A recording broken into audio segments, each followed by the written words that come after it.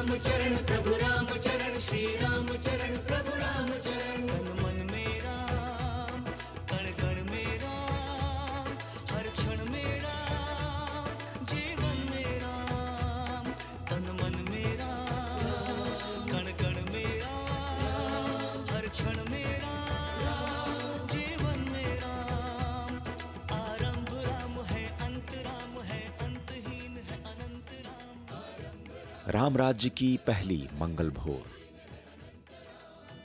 भोर के प्रथम स्वर श्री राम। धरती के वैकुंठ अयोध्या के माथे पर सज गया है भोर का सिंदूर। सनातन के सूर्योदय से मां सरयू की लहरें स्वर्णिम हो चली हैं।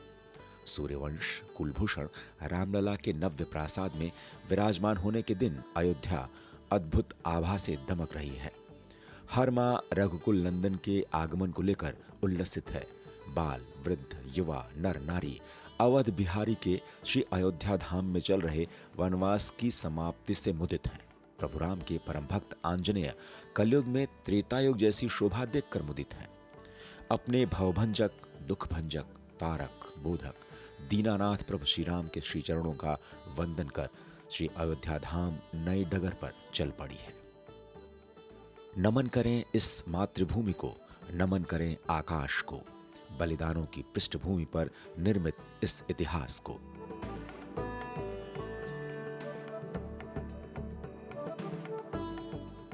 सजी सवरी अयोध्या के वैराग्य में सौभाग्य के उदय का दिन, नई नवेली अयोध्या की आध्यात्मिकता और आधुनिकता के संगम का दिन। गायन्ति देवाः किल गीतकानि धन्यास्तुते भारत भूमि भागे, स्वर्गापवर्गास्पद मार्ग भूते भवन्ति भूयः पुरुषाः सुरत्वात्। यानी स्वर्ग में भी देवगण निरंतर यही गान करते हैं कि जिसने भारतवर्ष में जन्म लिया वे पुरुष मात्र देवताओं की अपेक्षा अधिक सौभाग्यशाली है। क्योंकि धन्य है ये अयोध्या, धन्य है भारतवर्ष, जहां साक्षात परब्रह्म का अवतरण हुआ। सप्तपुरियों में सर्वश्रेष्ठ अयोध्या को साक्षात भगवान लक्ष्मी नारायण ने अपने अवतार के लिए चुना।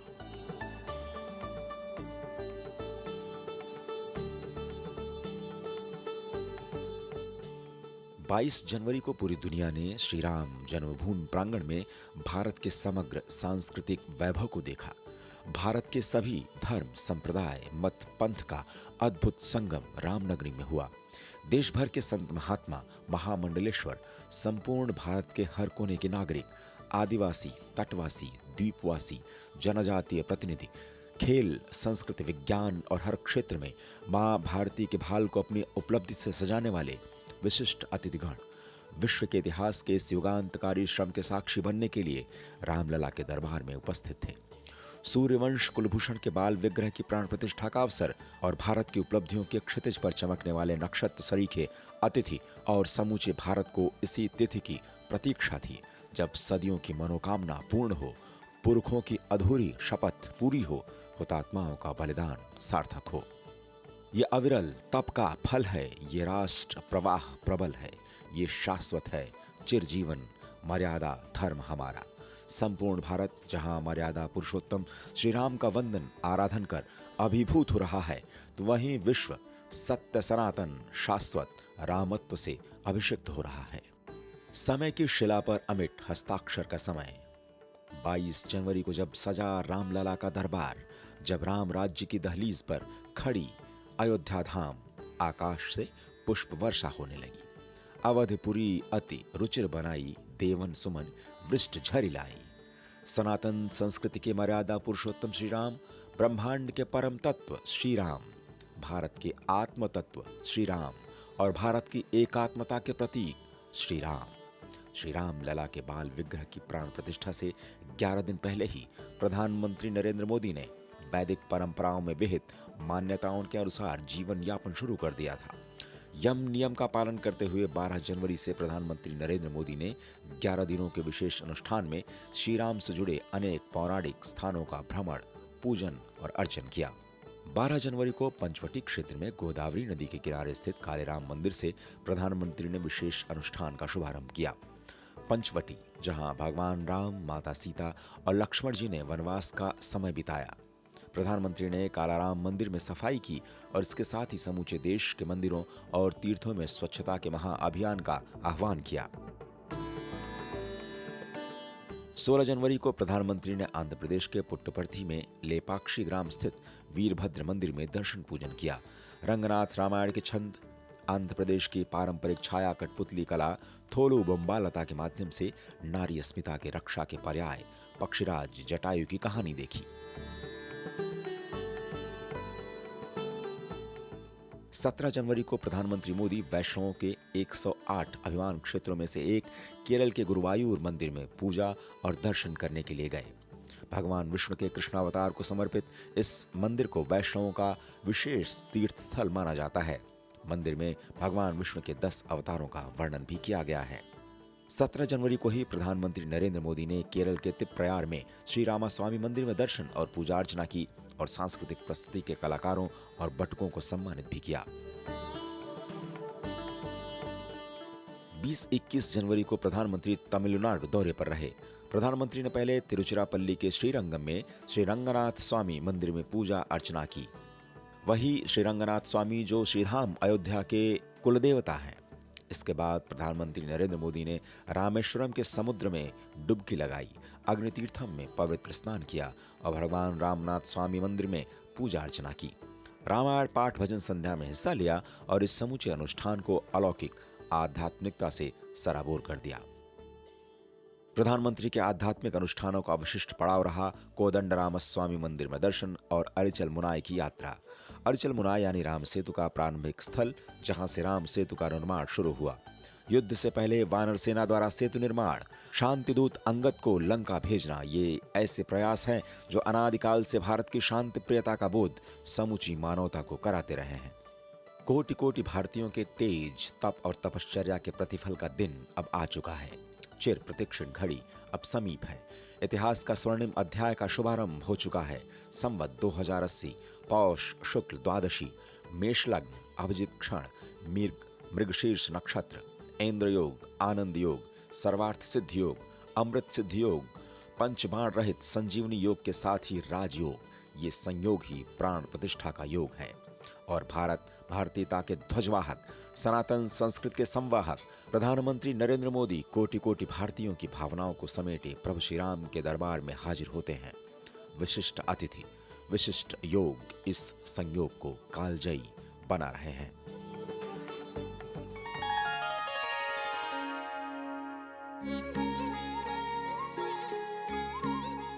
सिंह द्वार से प्रवेश और नृत्य मंडप, रंग मंडप, सभा मंडप, प्रार्थना मंडप और कीर्तन मंडप को पार कर प्रधानमंत्री जब गर्भगृह पहुंचे तो समूचे भारत को भारत के इस दिव्य नव्य मंदिर के वैभव की झलक मिली। ये वो क्षण था जब पूरा देश राममय था। हर ओर राम की स्तुति, राम की जय जयकार, शंख ध्वनि, मंत्रोच्चार पूरे वातावरण को दिव्य अलौकिक आध्यात्मिकता से सराबोर कर रहा है। दसों दिशाएं मंगलमय हो चली हैं। वायु शीतल मंद सुगंध हो चली है। सबके मन मस्तिष्क और कंठ में बस एक ही भाव, मंगल भवन अमंगल हारी, द्रवंसो दशरथ अजिर बिहारी।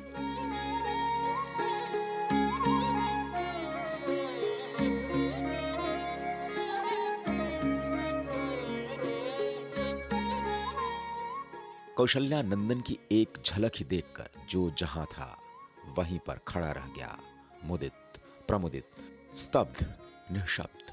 राघव के दर्शन से मानो चेतन जड़ हो गए, जड़ चेतन हो गए और जड़ चेतन में संपूर्ण चराचर में राम की भक्ति, राम की शक्ति का संचार हो गया। कोटि कोटि भारतीयों के आराध्य भक्तों के प्यारे, कौशल्या दशरथ के दुलारे राघव की पहली झलक से ही लोग अभिभूत। अयोध्या का अप्रतिम श्रृंगार और पुष्पलता लड़ियों और मणियों से सजा राघव का दरबार।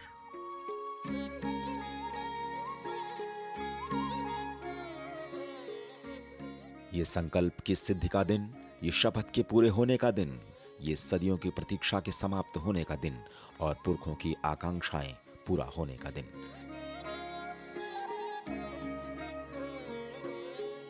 समूचे देश की तरफ से प्रधानमंत्री ने संकल्प लिया, विधि विधान से प्राण प्रतिष्ठा का पूजन प्रारंभ हुआ। वेदोक्त रीत से षोडशोपचार विधि से पूजा अर्चना और अंततः वह मुहूर्त, वह अप्रतिम क्षण 22 जनवरी द्वादशी का अभिजित मुहूर्त दिन के 12:30 बजे, जब रामलला के बाल विग्रह की हुई प्राण प्रतिष्ठा।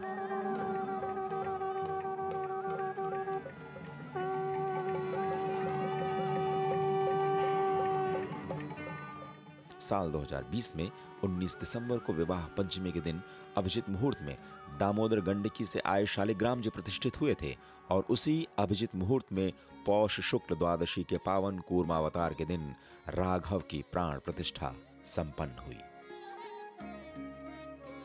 ध्यान, आवाहन, आसन, पाद्य, स्नान, वस्त्र, अलंकार, पुष्प, अक्षत, रोली, चंदन, धूप, दीप, नैवेद्य, भोग, आरती, पुष्पांजलि, दक्षिणा, शास्त्र सम्मत, विधि सम्मत, वेद सम्मत विधि विधान से राघव का पूजन, अर्चन और आराधन।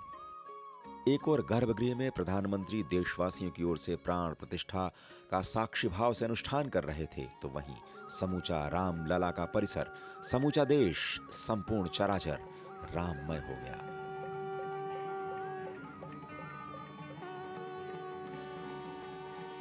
कोटि कोटि लोगों के संकल्प की जब सिद्धि हुई तो लोग भाव विभोर हो उठे। हर कोई अपने अपने राम को पाकर, करुणा निधान को पाकर सुख सागर में भक्तिभाव से डूब चले। राममय भक्त भक्त वत्सल के बाल स्वरूप को देखकर हर व्यक्ति मुदित, प्रमुदित, उल्लसित, भाव विह्वल, आह्लादित। किसी के कंठ अवरुद्ध हो गए, किसी की आंखों से आंसुओं की धार निकल पड़ी।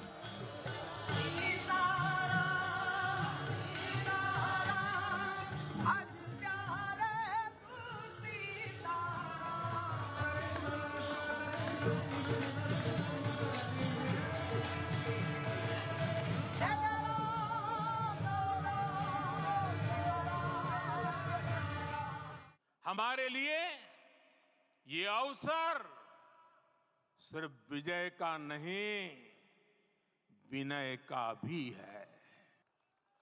राम मंदिर समाज के हर वर्ग को एक उज्जवल भविष्य के पथ पर बढ़ने की प्रेरणा लेकर आया है। मैं आज उन लोगों से आह्वान करूंगा, आइए आप महसूस कीजिए, अपनी सोच पर पुनर्विचार कीजिए। राम आग नहीं है, राम ऊर्जा है। राम विवाद नहीं, राम समाधान है। राम सिर्फ हमारे नहीं है, राम तो सबके हैं। राम वर्तमान नहीं, सिर्फ वर्तमान ही नहीं, राम अनंत काल है। राम भारत की आस्था है, राम भारत का आधार है। राम भारत का विचार है, राम भारत का विधान है। राम भारत की चेतना है, राम भारत का चिंतन है। राम भारत की प्रतिष्ठा है, राम भारत का प्रताप है। राम प्रवाह है, राम प्रभाव है। राम नेति भी है, राम नीति भी है।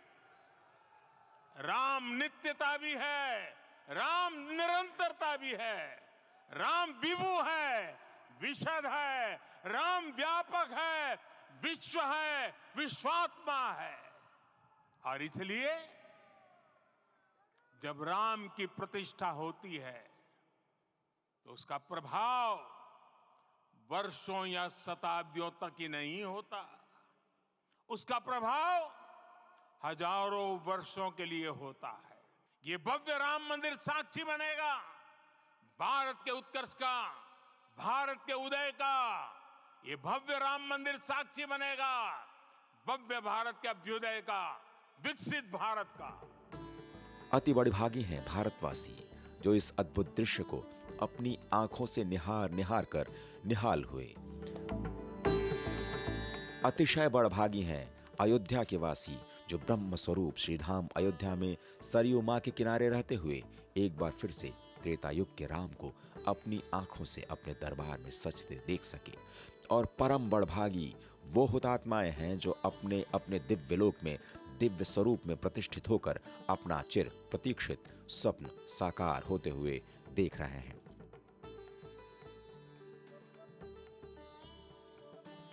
हर कोई अयोध्या आने को आतुर है। आज अयोध्या में त्रेतायुगीन वैभव उतर आया है। दिख रहा है यह धर्मनगरी विश्व की सांस्कृतिक राजधानी के रूप में प्रतिष्ठित हो रही है। पूरा विश्व दिव्य और भव्य अयोध्या का साक्षात्कार कर रहा है। आज जिस सुनियोजित एवं तीव्र गति से अयोध्यापुरी का विकास हो रहा है वह प्रधानमंत्री जी के दृढ़ संकल्प, इच्छा शक्ति और दूरदर्शिता के बिना संभव नहीं था। कुछ वर्ष पहले कल्पना से परे था। आज रामलला वापस फिर से आए हैं 500 साल के बाद। जिनके त्याग तपस्या प्रयासों से ये सोने का दिन आज हम देख रहे, सुवर्ण दिवस देख रहे, उनका स्मरण प्राण प्रतिष्ठा के संकल्प में हम लोगों ने कहा, आपने सुना होगा, स्मरण किया।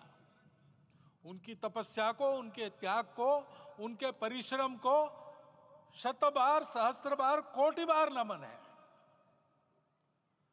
रामलला के यहां इस युग में आज के दिन फिर वापस आने का इतिहास जो जो श्रवण करेगा वो राष्ट्र के लिए कर्म प्रवण होगा और उसके राष्ट्र का सब दुख दैन्य हरण होगा। ऐसे ही इस इतिहास का सामर्थ्य है। परंतु उसमें हमारे लिए कर्तव्य का आदेश भी है। प्रधानमंत्री जी ने तप किया, अब हमको भी तप करना है। बड़े सौभाग्य की बात है, भगवान राम की पावन जन्मभूमि पर भगवान का महोत्सव हो रहा है। इससे बढ़कर के और क्या बात हो सकती है। वास्तव में भगवान की लीला ऐसी है, इसका वर्णन नहीं किया जा सकता है। इसलिए हम सभी लोग भगवान राम की पावन जन्मभूमि पर हृदय से अपना स्नेह, अपनी श्रद्धा समर्पित करते हैं। ऐसा तपस्वी कोई राष्ट्रीय नेता प्राप्त होना यह सामान्य बात नहीं है। वे इन दिनों में हमने कहा था कि आपको विदेश प्रवास नहीं करना चाहिए क्योंकि सांसर्गिक दोष भी आते हैं। विदेश प्रवास टाल दिया सांसर्गिक देशों के इस दोषों की संभावना के कारण, लेकिन दिव्य देशों का प्रवास ऐसा किया। नासिक से आरंभ किया, गुरुवायूर गए, श्रीरंगम गए, रामेश्वरम गए। इन सारे स्थानों पर जाकर के वहां के परमाणुओं को लेकर के और पूरी भारत माता के हर कोनों में जाकर के मानो वे निमंत्रण दे रहे थे कि आइए दिव्य आत्माओं, अयोध्या पधारिए और हमारे राष्ट्र को महान बनाने के लिए आशीर्वाद दीजिए। हमने केवल कहा था 3 दिनों तक आपको भूमि शयन करना चाहिए। 11 दिनों से आप भूमि शयन कर रहे हैं। इस कड़कड़ाती ठंड में इस प्रकार का शयन करना। भक्तों का समूह इस प्रकार से पूरे अयोध्या में भरा हुआ है और जय श्री राम के नारे जो लग रहे हैं वो एकदम अयोध्या, दिव्य अयोध्या, त्रेता युगी अयोध्या जैसी दिखाई पड़ रही है। इसी आज पहला दिन का जो दर्शन है, अभी भी इतने लोग वहाँ पर उपस्थित हैं कि इनके आज दिन चलेगा, कल चलेगा। मैं समझता हूँ कि आज भी दर्शन सभी लोग नहीं कर पाएंगे और कल भी इसी प्रकार से चलेगा। ये 2-4 दिन चलता रहेगा और राममय दिखाई दे रहा अयोध्या।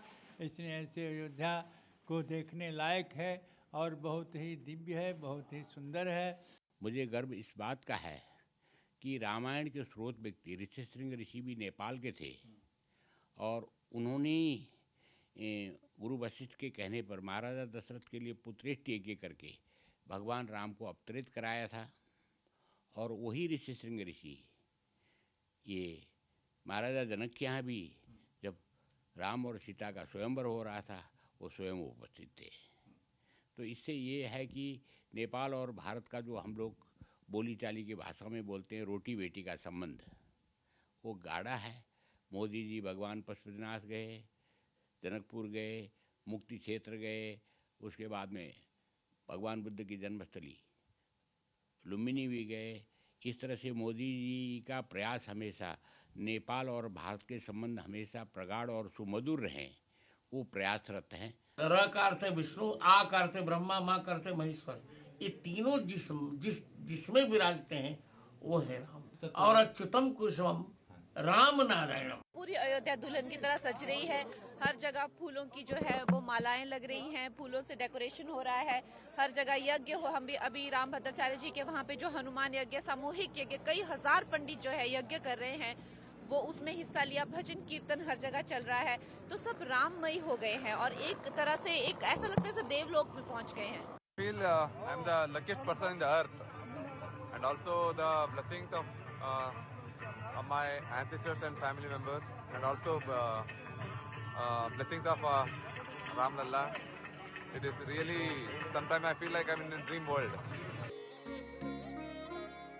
प्राण प्रतिष्ठा में भावना का सैलाब पूरे देश भर में देखा गया। उदात्त और उल्लसित भावनाओं का ऐसा ज्वार पहली बार देखा गया।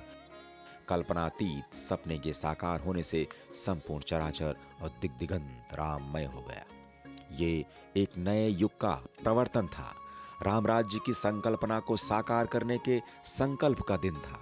यह भारत की सांस्कृतिक आत्मा की प्राण प्रतिष्ठा का दिन था। ये श्री राम मंदिर में श्री राम लला के बाल विग्रह की प्राण प्रतिष्ठा का दिन था। ये भक्त और भक्ति दोनों के नर्तन का दिन था और सही मायने में ये एक नए युग के प्रवर्तन का दिन था।